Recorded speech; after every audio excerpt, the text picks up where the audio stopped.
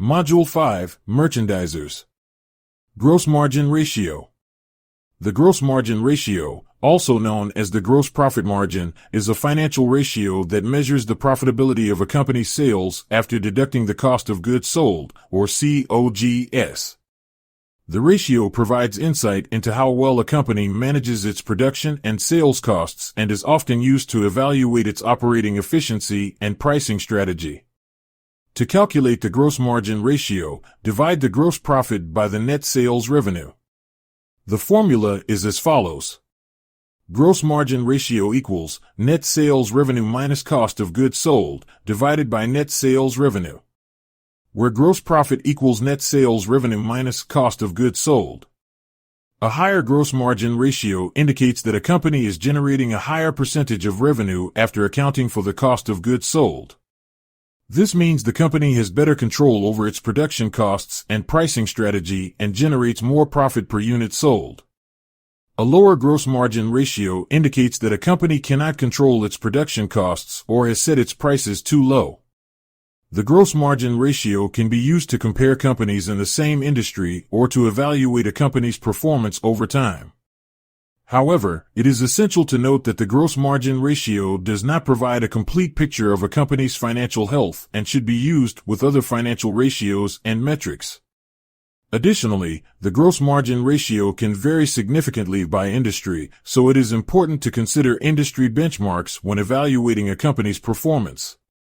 To calculate the gross margin ratio, we need to use the following formula.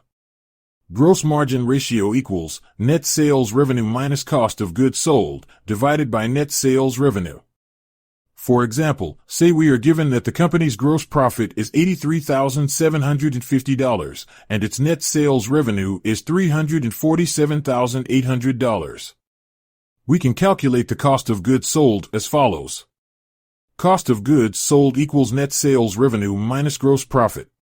Or, cost of goods sold equals $347,800 minus $83,750, which equals $264,050. Now, we can calculate the gross margin ratio as follows. Gross margin ratio equals net sales revenue minus cost of goods sold divided by net sales revenue.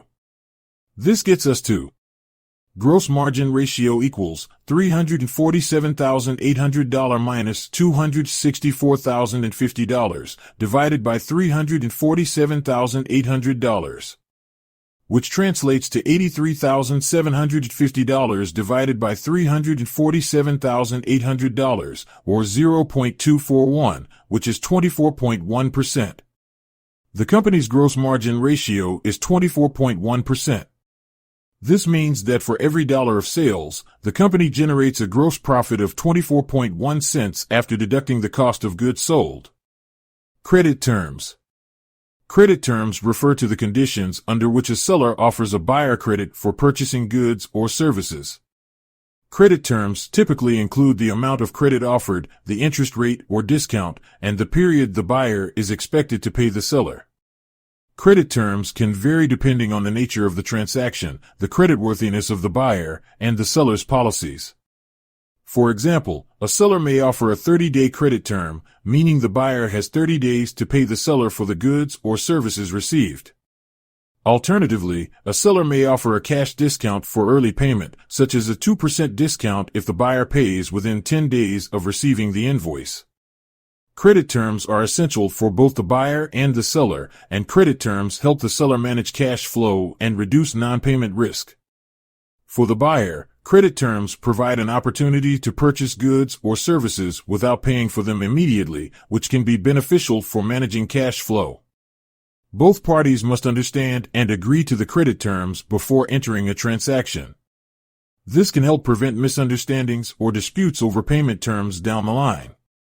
For example, the purchase of $1,800 worth of goods with terms 210, net 30, means that the company is eligible for a 2% discount if it pays within 10 days, otherwise, the total amount is due within 30 days.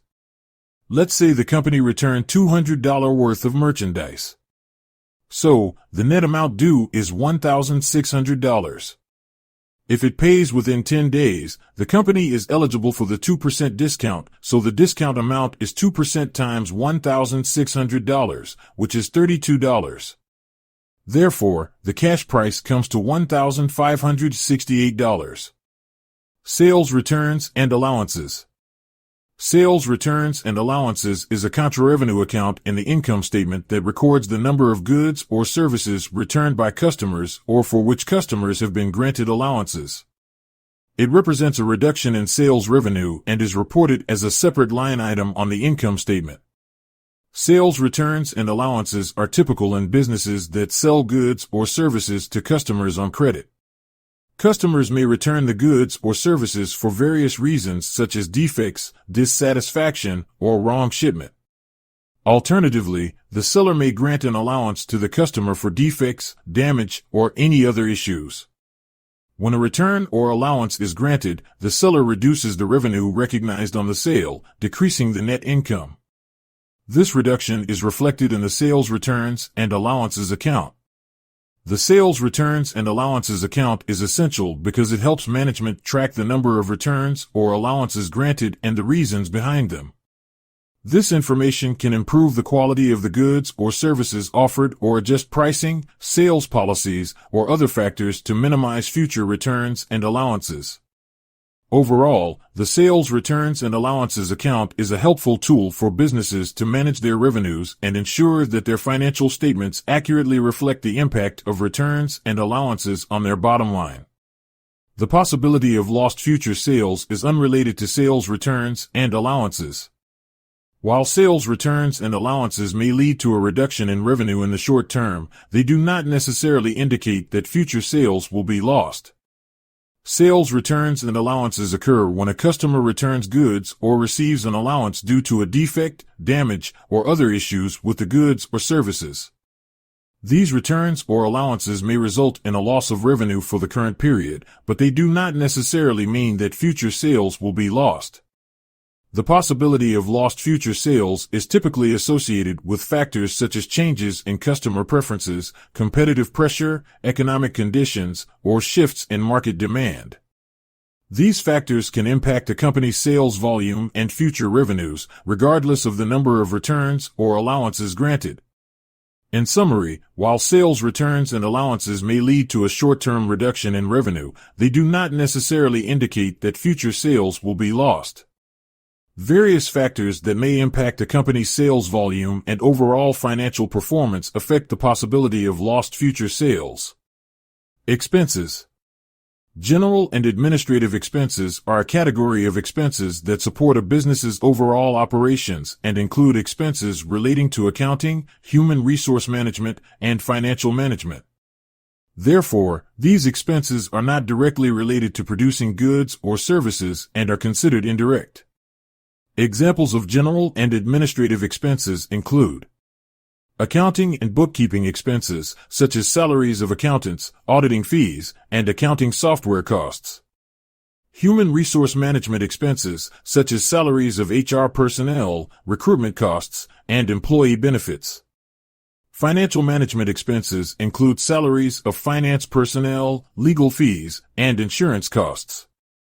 Rent, utilities, and maintenance expenses for office space. Communication expenses include telephone and internet bills, postage, and office supplies. Depreciation of office equipment and furniture.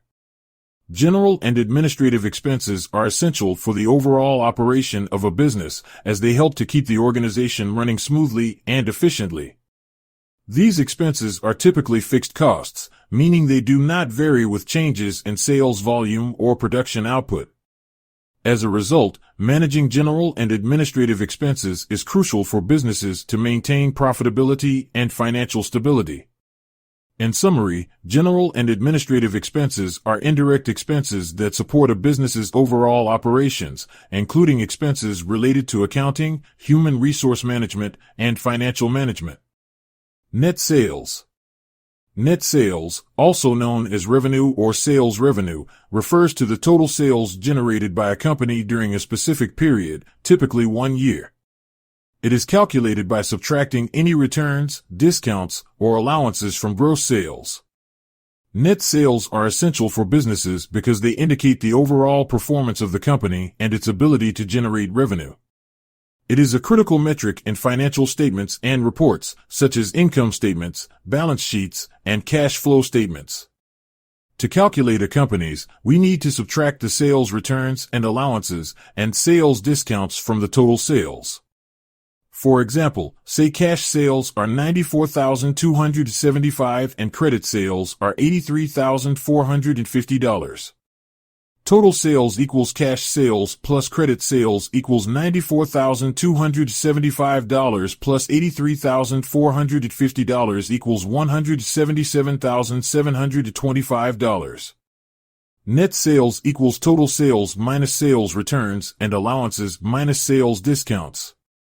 For example, say $177,725 minus $1,700 in returns and minus $3,475 in allowances equals $172,550. The net sales for this period are $172,550. Internal controls. Internal controls refer to the policies, procedures, and processes implemented by an organization to safeguard its assets, ensure the accuracy and reliability of financial reporting, and promote compliance with laws and regulations. These controls are designed to mitigate risks and prevent errors or fraud in the financial reporting and operations of the organization. There are several types of internal controls, including preventive controls. These are designed to prevent errors or fraud from occurring in the first place. Examples include segregation of duties, physical controls, and access controls. Detective controls. These are designed to detect errors or fraud that have already occurred. Examples include reconciliations, audits, and reviews of financial statements. Corrective controls. These are designed to correct errors or fraud that have been detected. Examples include adjusting entries, disciplinary action, and changes to policies and procedures. Internal controls can be implemented at various organizational levels, including operational, financial, and compliance. They are essential to maintaining the integrity of the financial reporting process and ensuring that the organization operates legally and ethically. Adequate internal controls can prevent financial losses, protect the organization's reputation, and promote the long-term sustainability of the business.